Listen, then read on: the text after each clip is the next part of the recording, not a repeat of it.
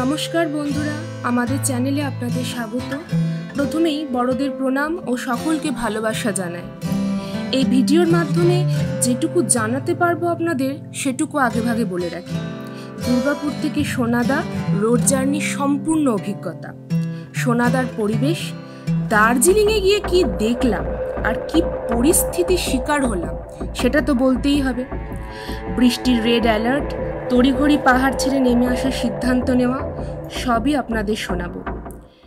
ঘুরতে যে সময়ের আগে ফিরে আসবো কখনো না, তাই আবার শিলিগুড়িতে নেমে শিলিগুড়ি থেকে রওনা হলাম আলিপুরদুয়ারে এক চা বাগানের উদ্দেশ্যে।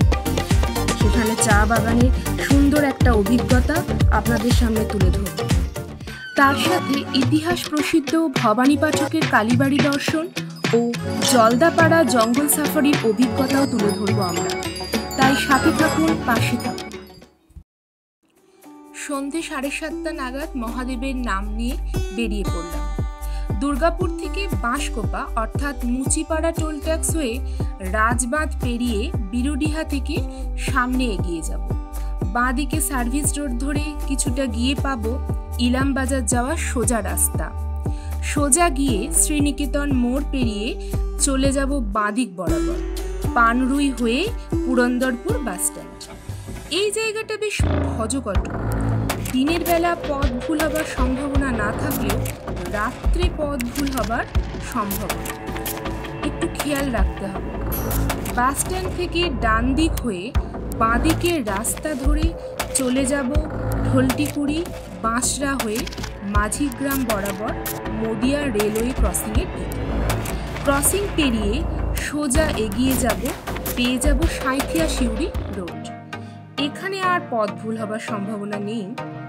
গাড়ি সোজা ছুটলে ময়ূরাক্ষী ব্রিজকে পেয়ে যাব।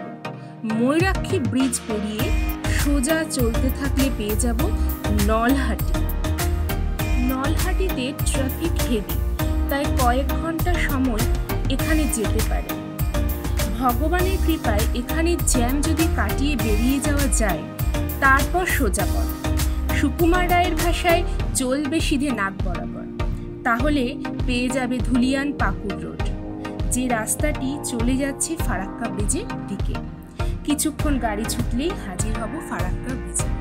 রাত প্রায় 2:30 নাগাদ আমরা ফারাক্কা ব্রিজ পার হলাম। ফারাক্কা ব্রিজের জ্যাম নিয়ে টেনশন থাকলেও দেখা গেল ফারাক্কা ব্রিজ ফাঁকা।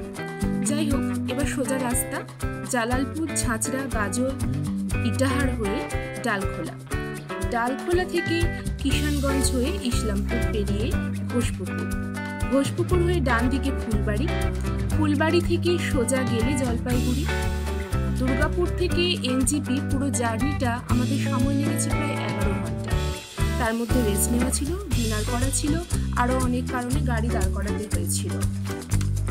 আমরা দুর্গাপুর থেকে বেরিয়েছিলাম প্রায় 7:30 নাগাদ সন্ধ্যেবেলা, আর এনজিপি পৌঁছালাম সকাল 6:30 কি 6:40।